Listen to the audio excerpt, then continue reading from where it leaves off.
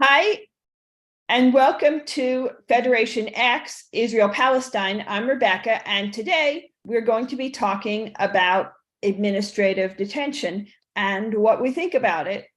Hi. Hi, I'm Lee from Sydney, and welcome to FederationX. Manuel, you haven't got your microphone on. You're muted. Oh, all right. Better like that. So I'm Emmanuel from Israel on FederationX podcast. Okay, so what's up, Lee? How are you, Manuel? Rebecca, it's good to see you both. I just the big story at the moment is the death of Kedar Anand, and he was the guy that was on a hunger strike in. I suppose you both heard about. Yeah, 86 days. Yeah. Now there's a whole lot of talk going around about he needed medical attention and he was denied medical attention towards the end, and the Israelis knew that he was dying and wanted him to pass away. What's your thoughts on that? Well, I'm pretty sure that he wasn't denied medical attention, although there could always be a medical error or something that he was not thought to be in that bad shape or whatever. Okay, things like that do happen, but there's no record of Israel purposely starving people to death in Israeli prisons. Okay. Yeah, no. Don't get me wrong. I don't think there was ever a suggestion that they starved him to death, but there was a suggestion that he was on a hunger strike protesting his administrative detention, and as he got closer to death, he needed medical attention, and they didn't seek it for him. That was so. It was more that the discussions were more along the lines of they knew he was dying but left him there to die anyway. Yeah, I really can't give you a conclusive answer because we just don't know. But I think that generally speaking, there's a considerable fear of hunger strikes because there's very little you can do to deal with them. Okay, if people go on a hunger strike and they set their mind to it, that can ruin your whole day. Okay, so to speak, they can force issues, and we've had hunger strikes by security detainees and political detainees, and the system doesn't like them at all. Do you know Diana Boutu, who's an activist? She's a solicitor, a lawyer, and I've heard her name. I've actually tried to communicate with her, but she didn't respond. She's a Palestinian lawyer in Britain, I think. Yes, in Great Britain. Yeah. She actually met with him in 2012, and I was just listening to an interview with her, and she was reading a will that he wrote at the end of that hunger strike where he knew he was dying. So he obviously knew that he was on death's door because he had written the will out. And whether the Israeli authorities knew he was at death's door, I imagine they suspected something was wrong, because 86 days without food is... Yeah, I guess they knew he had his mind set to die. Yeah. Now, apparently he was due for a parole hearing, and that was postponed to the 10th of May. And obviously he didn't make it to the 10th of May. But they didn't feel that he was fit enough to attend the parole hearing, and they postponed it. So that sort of information starting to come out is pretty interesting. What's your thoughts on administrative detention? Because that seems to be the main purpose of his hunger strike. Yeah, no, first of all, I think administrative detention is a relic of the past, of the British mandate. Okay. Yes. This is something that the Brits. It's the British fault, British mandate's fault, and which was adopted by the Israeli system, and it is practiced mainly against Palestinians, basically with a directive by the head of the army in the central in the territories, the commander of the central command. He can give a directive and put anybody in that territory, in the occupied territories, into jail for Yes. up to a certain period of time, which can be renewed, I think, many times. I don't think there's a limit, without legal recourse. And that's of course a pretty tough measure. And I think presently there are several hundred, just below 1,000 detainees on that system, almost without, except for, I think, less than 10, they're all Palestinians. The few Jewish ones are settlers from the territories who are in administrative detention. That's interesting. That I don't think anyone knows that there are Jewish Israelis in administrative detention. That's interesting. That's one of the so on that figure, I think it was 993. I heard. Yeah, sounds right. Sounds all right. And apparently, like 130 of them are children. Now, what's classified as children is anybody's guess. So that could be anyone under 18 or anyone under 16. I'm not sure, but the UN standard is 16 and under. I think Israeli standard is much lower than that for Palestinians in any case. Mm-hmm. They also and if Iyad was here, I imagine he would be asking, well, you can blame the British, but the Israelis can always do away with that law. No, of course. I just mentioned that in passing. There's no excuse for that. Yeah. There's no excuse. Actually, presently, I heard that the government is considering to extend it, to make it possible to make use of administrative detention also within Israel, which until now has not been in the books, in order to deal with the crime wave in the Arab population. But I doubt that will pass muster with the Supreme Court the way it is now. Well, it depends on whether the Supreme Court is still making a decision on those sort of. For the time being, change of the governance coup is not going to happen. It's finished. It's over. It's over. Oh, is it? It's over. It's over, and that's a judgment call. Okay, it's not a definite. I think it's just won't be able. They won't be able to do it, and they know it, and they're looking for ways that they can make changes which everybody really wants and which are really needed, and not the ones that they originally wanted to institute. So, what changes do you think they would be able to make? Say again? What changes do you think they would be able to make? Well, first of all, an increase in the number of judges in the legal system, some way how to increase the to make the legal system more put more variety into the legal system, to have judges from different parts of the population, not 90% of them Ashkenazi Jews, and all kinds of fine-tuning things which would make a difference, but no, and possibly a change to the way the judges are appointed, but not one which gives the power to the government. Okay, you can fiddle around with the judges appointment committee. Make a few changes here, make a few changes. Basically, do not disturb the fact that there's a balance of power. As long as you do that, they need something to be able to claim that they have a success. So that has to come from somewhere.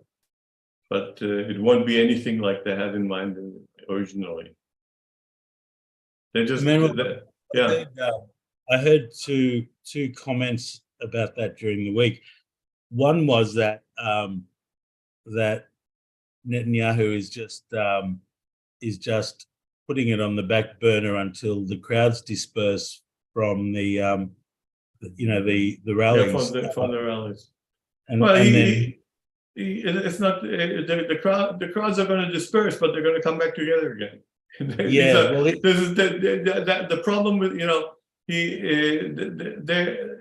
be difficult to keep this kind of this level of activity for every weekend until I don't know when.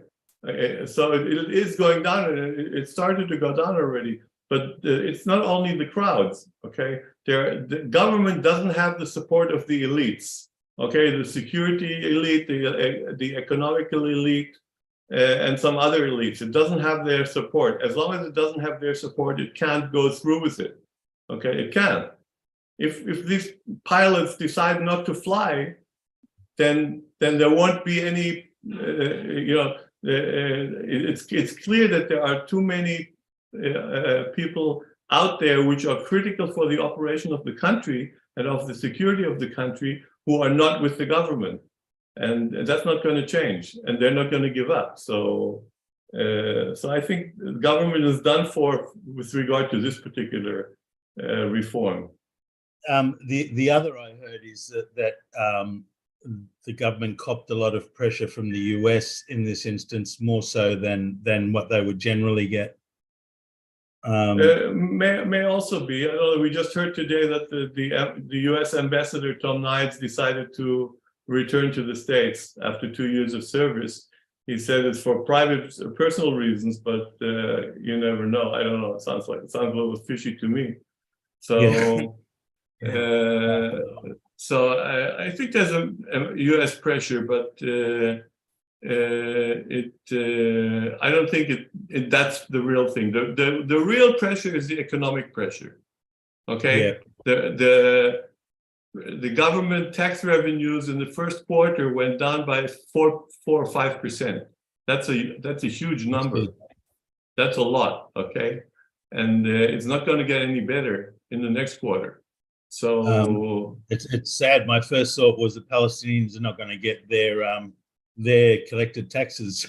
No, they'll get their collected taxes, but unless the government decides not to give it to them. But yeah, the reason not to give it to them. Go back to this idea of administrative detention. What was the feeling about? What's the general feeling in the Israeli populace about Anan? Was there? Is it just like? I think most people had no idea that the guy was never convicted of a crime. That he never was accused of a crime.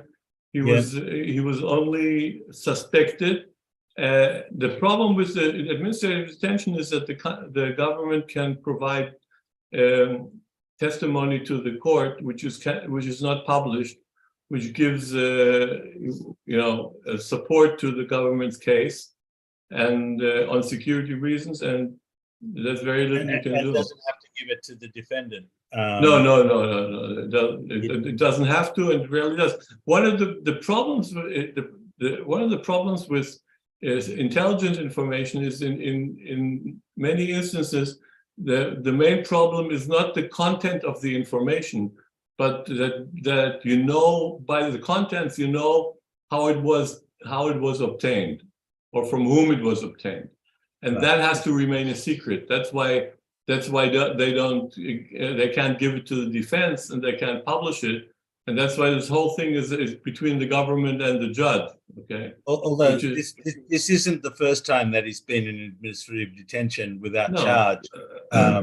No. And he was previously accused of taking part in a protest march. Wasn't it? He was a political prisoner more than anything else. He certainly was. And I really don't know the particulars of the case, but I don't think he was a heavy hitter in terms of terror. Okay. No. So he was was a political more of a political detainee. As such, he was a pain in the ass. Now, one of the things that came out in the interview with Diana Boutu was that he belonged to a political party. I understand she didn't say this, but I understand that was Islamic Jihad. But he was a political participant, not an active. We don't make that differentiation. Okay, it's like there are people in Hamas who are political people in Hamas, and there are people in PIJ who are political, and Israel regards them all as a terror group. So you can't say, political doesn't count. So she made the point, though, that he belonged to a political party, and you are not allowed to belong to a political party if you live in the West Bank and you're a Palestinian. Yeah, because the political parties she referred to are terror groups. Okay, PIG is I guess also a political party. Okay, wasn't there? Generally speaking, that would PIG. mean that any political party is going to be considered a terrorist organization. So no, Fatah is not. So you can belong to Fatah. Yeah. That's all. Fatah, PLO, I don't know how the divisions is. Yeah, but not Hamas and not PIJ. Okay. Those are groups which are illegal. Okay. So what about if a party just sprang up out of nowhere and said, we were a political party, but we don't want to involve ourselves with terror resistance? I don't think it should. There shouldn't be a problem. The question is if they could stick to that. So what about BDS? BDS. Can you be arrested for belonging to BDS? No, I don't think so. I wouldn't think so. It's I'm trying to think in Israel what the situation is. I don't think you can. BDS is not a movement. It's an amorphous conglomeration of different movements. It's not. They don't have like one movement. If you support of BDS, I don't think it may be illegal in Israel to support BDS. I'm trying to think. They had the law changed against boycotts, but it's certainly illegal in some states in the US to belong to BDS. And that's being challenged in court in most cases. Consistently, but unfortunately, there was one state, and I can't remember which one it was, that they appealed the challenge and won the appeal. So it's an ongoing fight. It's an ongoing fight. That's, to me, feels like you're being convicted of thought crime. If you haven't actually done anything wrong, but you believe in a political persuasion, that sounds more like thought crime than it does. So you can't hold a view that's contrary to the government, basically. Yeah. Again, I'm not quite sure about the exact legal situation. I'm sure the government is against BDS. I'm not sure that they have passed a law which really makes it illegal because that would amount to thought crime. Okay? Yeah, there has been. Maybe you can't actually do something like not sell whatever you're selling to settlements or something like that. When you're an Israeli company, that may be illegal, but I don't think there's supporting that thought shouldn't be a problem. One of the interesting things is that nobody, this is not spoken about in Israel for obvious reasons, but apparently McDonald's doesn't open up restaurants in the West Bank. It's being people talk about it. Do they? Yeah.